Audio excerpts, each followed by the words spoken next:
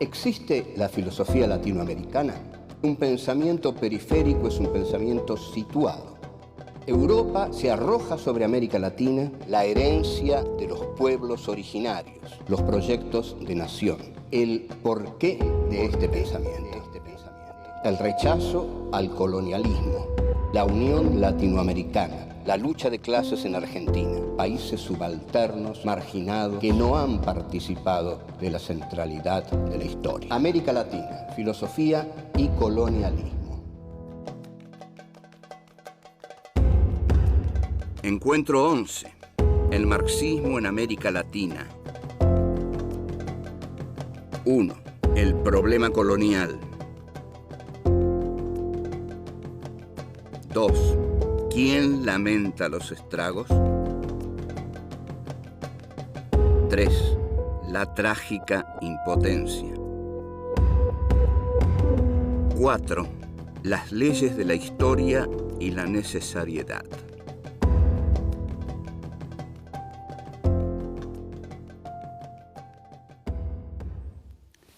Este es nuestro encuentro número 11 y este encuentro número 11 de Filosofía Aquí y Ahora 4 y en el que vamos a tratar el marxismo en América Latina, para lo cual vamos a hacer un análisis del pensamiento de Marx acerca del problema colonial.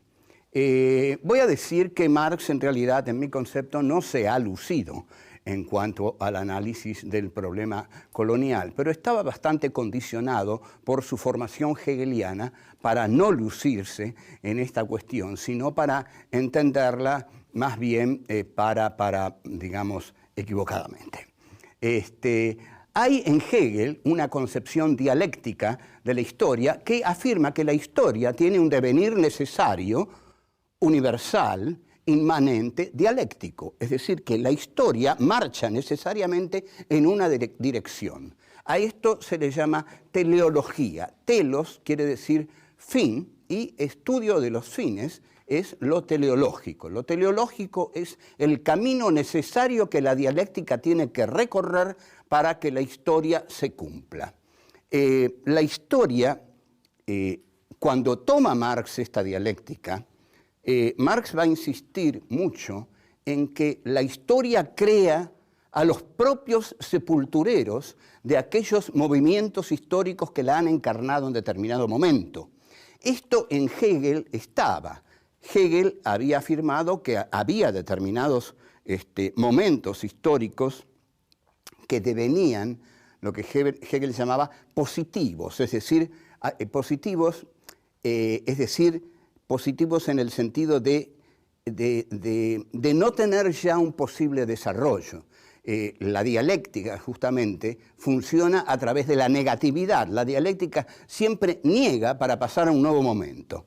Entonces, en Marx, cuando Marx toma esta idea de la dialéctica hegeliana, la toma del siguiente modo, basándose en la Revolución Francesa.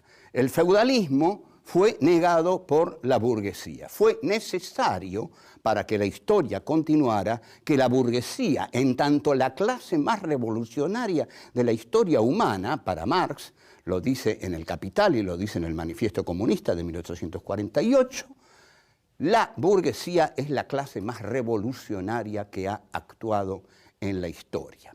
Pero la burguesía, al derrotar al feudalismo, crea a su propio sepulturero, que es el proletariado industrial.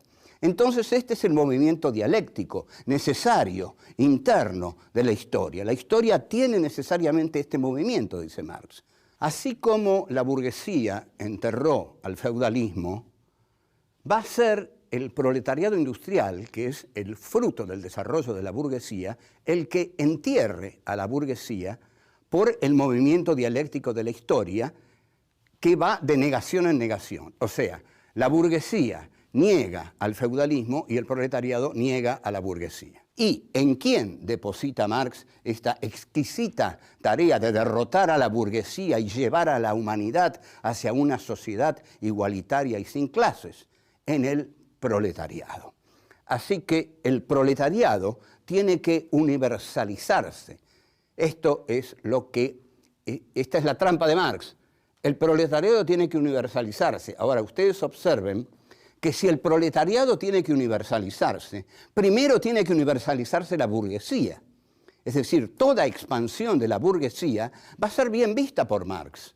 No le va a preocupar, porque en tanto la burguesía se expanda, de ella, de sus entrañas, va a salir su sepulturero, que es el proletariado industrial. Así, Engels, en 1848, habla de la conquista de México por Estados Unidos. Es un texto que a nosotros hoy nos sorprende, pero tenemos que comprender que para Engels la historia debía surgir de la planetarización de la burguesía. Entonces, Engels dice, es extraordinario, es positivo que Estados Unidos conquiste a los perezosos mexicanos, porque Estados Unidos va a llevar a México modernas relaciones de producción capitalista. Y de estas modernas relaciones de producción capitalista van a surgir los proletarios modernos que van a derrotar a la burguesía y van a instaurar la dictadura del proletariado que va a conducir a la sociedad sin clases. Esta es la dialéctica tal como la veía Marx. Pero en esta dialéctica de Marx, la burguesía juega un papel fundamental. Sin burguesía no hay proletariado revolucionario. Entonces, Marx tiene que apoyar todas las conquistas de la burguesía, porque necesita a la burguesía para que surja de ella el proletariado redentor que Marx necesita. En consecuencia, Marx es un impulsor de la burguesía en India, en China, en México, menos en Irlanda, aunque, pero Irlanda, ojo, lo vamos a ver, Irlanda es una colonia blanca y ahí Marx ve bien el problema. Bueno, volvemos y ya vemos esto.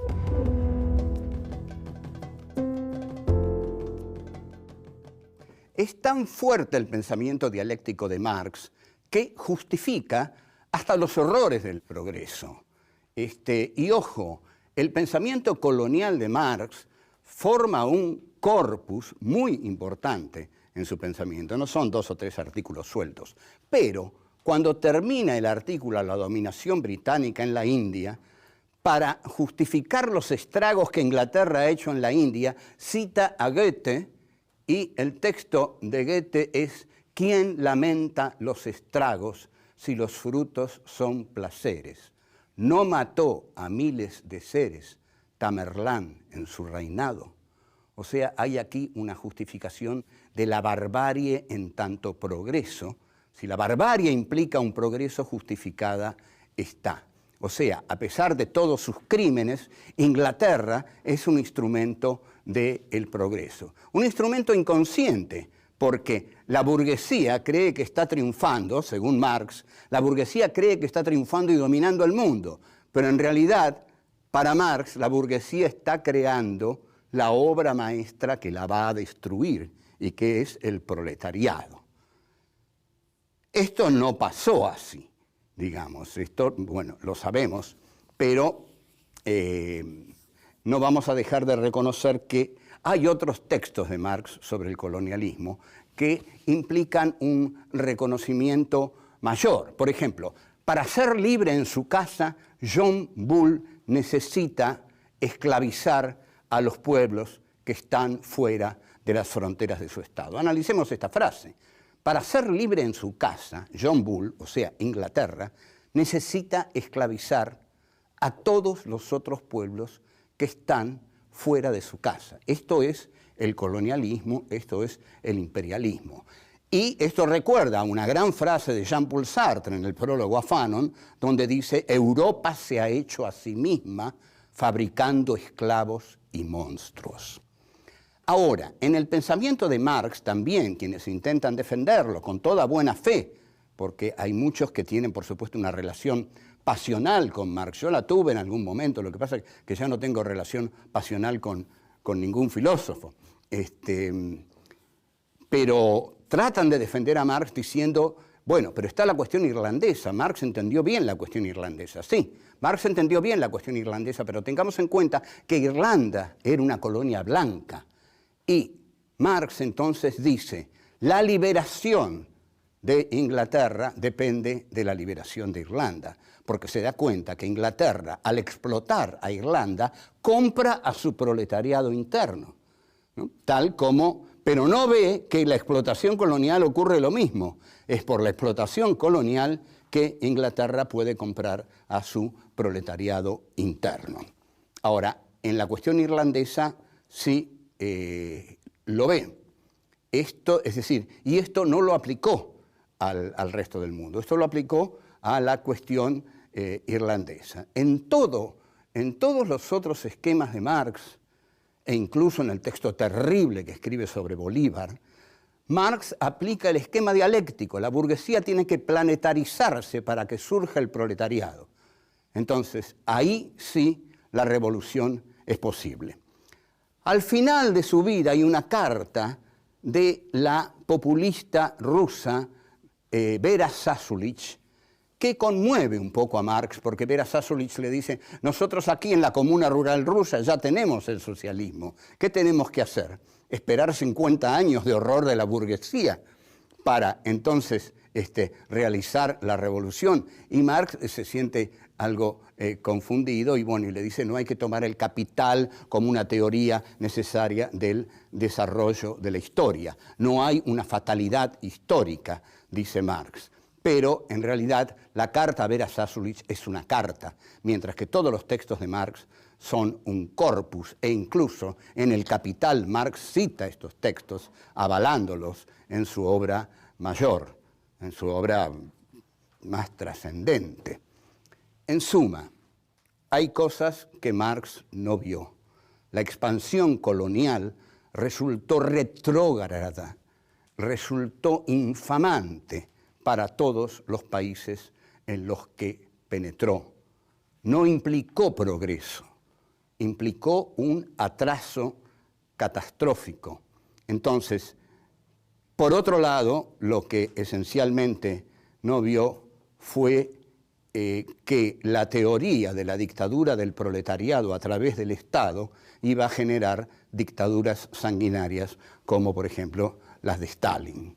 Y bueno, y terminó eso por no ver, y afortunadamente él que no lo vio, desdichados nosotros que lo vimos, que después de la Guerra Fría la que se impone es la burguesía neoliberal, que es absolutamente despiadada. Pero la burguesía neoliberal, y con esto cierro, no ha triunfado, porque un movimiento triunfa cuando soluciona los problemas que le había planteado su opositor.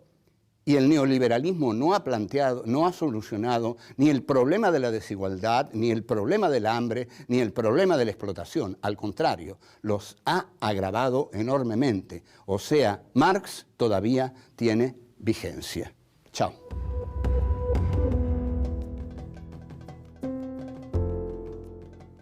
Contrariamente a José Carlos Mariátegui, de quien habíamos rescatado el nacionalismo, por supuesto, peruano, que late en las páginas de su libro Los 7 ensayos, los marxistas argentinos trasladan mecánicamente los esquemas de Marx, sobre todo los del Manifiesto Comunista, y bueno, y algunos otros, no tanto los del Capital, porque bueno, les costaba más leer el Capital, pero bueno, sí, algunos han leído el Capital, pero quien más inteligente ha sido, y que sin duda no le niego que haya leído el Capital, es en trasladar estos esquemas de Marx, fue Milcíades Peña, en una serie de libros que son muy valiosos, porque por algo uno ha polemizado con ellos, pero en Peña se da la perfecta traslación del pensamiento de Marx a la realidad argentina del siglo XIX. Esto se puede ver en un libro como La Era de Mitre, un muy buen libro de Milcíades Peña, uno esté o no de acuerdo, y donde Milcíades Peña dice que la única opción que tenía la Argentina era atraso con apoyo popular o progreso con oligarquía e imperialismo. Con oligarquía e imperialismo, el avance, digamos, el progresismo, era inevitable, pero se hacía a expensas de recibir el capital británico. Hay una célebre frase de Mitre que dice: brindo por el capital británico y el esfuerzo argentino. Ahora, hay un movimiento popular en todo el interior argentino, que es el movimiento federal, que en determinado momento llega a tener un gran poder en las figuras de Felipe Varela, Justo José de Urquiza y el Paraguay, que Milcíades Peña valora enormemente el Paraguay porque dice que es el único intento autónomo de desarrollo que hubo en América Latina. Este movimiento de resistencia del interior mediterráneo, Urquiza y el Paraguay, fracasa por varias causas. Urquiza, ante todo, traiciona en la batalla de Pavón, y los caudillos federales son barridos a sangre y fuego luego de esa batalla de Pavón, en una guerra de policía que Mitre declara a las provincias, y la oligarquía argentina se entrega así a la vida fácil de entregarle el trigo y las vacas al capital británico. O sea que esta oligarquía no le entrega al país ningún futuro, porque ya lo hemos dicho otras veces y lo vamos a decir ahora: un país tiene futuro cuando crea un mercado interno y una industria para ese mercado interno. Ahora, preguntemos, ¿qué podía hacer Ángel Vicente Peñalosa? ¿Qué podía hacer Felipe Varela? ¿Qué podía hacer Juan Facundo Quiroga? Bueno, podían hacer muchas cosas. El interior, pocos países de América Latina tuvieron una riqueza en el interior. El interior, está muy bien dicho el interior, porque este país miró siempre para afuera, porque la gente de las provincias no quiere que le digan el interior. Y el interior es mirar para adentro. Entonces, lo que hace la oligarquía de Buenos Aires es arrasar con toda la política que le oponían los caudillos federales. Y fue un movimiento tremendamente sanguinario, con 2.000 gauchos asesinados, al frente de asesinos como Ambrosio Sandes, Irrazábal, etcétera, etcétera. Y bueno, esto fue así. Milcíades Peña lo que postula es que la derrota de las montoneras federales era inevitable, y lo postula porque está siguiendo los esquemas de Marx. Lo que ocurre es que el error de Milcíades Peña es el de creer que la burguesía de Buenos Aires era la burguesía en la que Marx pensaba. Pero Marx pensaba en otro tipo de burguesía, en una burguesía dinámica, creadora, industrial, que iba a generar proletarios. La burguesía argentina no generó nada, vivió de la abundancia fácil. Entonces, Milcíades Peña va a decir: hay una trágica impotencia de las montoneras. Aunque Felipe Varela se hubiera instalado en el fuerte de Buenos Aires, no hubiera podido hacer otra cosa más que la que hizo Mitre. Su derrota a manos de la oligarquía era inevitable. No hay nada inevitable en la historia, pero digamos que Milcíades, aferrado a la necesariedad dialéctica de Marx, cree, aunque lo odia a Mitre y lo detesta, pero sin embargo cree y lo justifica, y dice que Mitre es la necesariedad histórica porque implica la relación de la burguesía argentina con el Imperio Británico. Entonces, este factor capitalista para Peña va a ser progresivo, mucho más progresivo de lo que pudieran imponer las montoneras del interior. Tampoco piensa en una posible conciliación entre el interior y Buenos Aires que hubiera dado otro país. Pero, sin embargo, Marx, habrá pensado Peña, habría aplaudido el arrasamiento de la barbarie gaucha a manos de la civilización de la élite cultural de Buenos Aires. No olvidemos que importan los estragos y los frutos son placeres. No mató a miles de seres Tamerlán en su reinado. No mató a miles de seres el general Mitre en su reinado, y Domingo Faustino Sarmiento, que en mi defensa dice: ahora verán ustedes al militar, al asesino. Estoy hablando, sin embargo, del gran autor de Facundo. Pero el gran autor de Facundo celebró que hayan puesto la cabeza de Ángel Vicente Peñalosa en una pica. Es decir, la crueldad de Buenos Aires en su campaña punitiva en el interior después de la batalla de Pavón fue escalofriante y el arrasamiento del Paraguay fue un genocidio, 600.000 muertos. Hasta luego.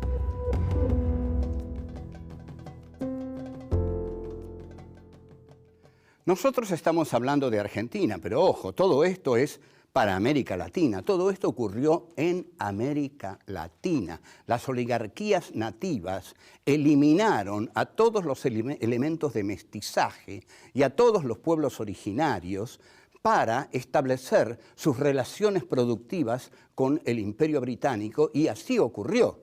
Así ocurrió la desunión completa de América Latina, porque fue un gran triunfo de la diplomacia británica y las oligarquías nativas. Entonces, aquí, en una novela que escribí, que publiqué en 1990, La astucia de la razón, hago un encuentro ficcional entre Karl Marx y Felipe Varela. ¿Cómo es la cosa? Una hora antes de la batalla de Pozo de Vargas, Marx aparece en el campamento de Varela. Bueno, y Varela le dice: don Marx, qué alegría, qué honor tenerlo por aquí. Pero bueno, no crea, dice Marx, porque vengo a decirle que por favor no presente batalla, porque el triunfo de la civilización que representan los Taboada por estar unidos a Buenos Aires es inevitable. Usted, en la batalla que va a dar, don Varela, va a ser derrotado. Y Varela le dice: ¿y por qué voy a ser derrotado? Porque hay leyes de la historia, le dice Marx. Hay leyes de la historia, y las leyes de la historia dicen que ese ejército que usted tiene enfrente, al representar a Buenos Aires, representa el progreso, porque Buenos Aires representa el progreso en este país. Y si nos matan a nosotros, a los gauchos, dice Varela, ¿quiénes van a venir a reemplazarnos, a pelear contra Mitre, por ejemplo? No, dice Marx. Cuando a ustedes los derroten, la burguesía de Buenos Aires va a instaurar su poder por todo Buenos Aires, y ahí van a surgir los proletarios revolucionarios que van a liquidar a esa burguesía. Ajá, dice Varela, usted va a ver que a sus proletarios revolucionarios le van a decir lo mismo, le van a decir: no peleen, es inútil, no peleen. Bueno, y se dan un abrazo, es muy emotivo el encuentro, y Marx se va, y Varela le dice: ¿cómo, no se queda a ver la batalla? No, dice Marx, ya sé el resultado. Bueno, esto lo que muestra es que había en Marx una concepción determinista en este aspecto. La dialéctica lo traicionó, porque la dialéctica le hizo ver el necesario triunfo histórico de la burguesía. La dialéctica le hizo ver que la burguesía tenía que triunfar en todas partes para que surgiera el proletariado revolucionario que iba a liberar a los hombres en todo el mundo. Para Marx, entonces, Felipe Varela representaba un orden arcaico, un orden precapitalista, mientras que Mitre, al estar aliado a la Europa capitalista, representaba el rostro más progresivo en la República Argentina. De modo que Marx, igual que Milcíades Peña, aunque con dolor, aunque diciendo qué pena cómo mataron a todos los caudillos, cómo fue arrasado el interior, y Peña se conduele más por la situación del Paraguay, pero en el mismo esquema de Marx, ¿no? Cuando dice, bueno, qué pena todo lo que ha hecho Inglaterra en la India, pero igual, qué pena, pero no hay más remedio, porque la historia tiene que avanzar así. Así avanza la dialéctica. Así avanza la dialéctica. Hay una necesariedad. Cuidado entonces con las necesariedades en la historia. Walter Benjamin, en sus tesis sobre filosofía de la historia, texto excepcional, hermético pero excepcional, dice: nada perjudicó más a la clase obrera alemana que pensar que nadaba a favor de la corriente. No se nada nunca a favor de la corriente. Al contrario, la corriente hay que hacerla. Eso es lo que hay que hacer. La corriente. No hay corriente, no hay corriente. La corriente tiene que ser construida militantemente por los pueblos de América Latina. Y quizás estamos viendo algo de eso. Ojalá estemos viendo algo de eso. Pero no hay corriente en la historia, nada está determinado, nada está escrito. Lo único que es real es que los pueblos son los que escriben su propia historia y también los enemigos de los pueblos escriben su historia y por eso muchas veces masacran a los pueblos. O sea que la lucha por la libertad de los pueblos es la lucha contra los opresores de los pueblos. Esa lucha no está garantizada, no implica un triunfo ya necesario, sino que siempre tiene que hacerse. Y ahí, mejor que los mártires, son los luchadores. Mejor que los muertos son los vivos. Y son necesarios, entonces, los que quieran vivir para cambiar el mundo. Antes que esa idea de yo quiero dar la vida para cambiar el mundo, guarda. Mejor digamos, yo quiero vivir para cambiar el mundo. Es una óptica nueva, pero creo que mucho más positiva porque exalta el valor de la vida y niega la glorificación de la muerte que tanto daño hizo, al menos en este país. Chao.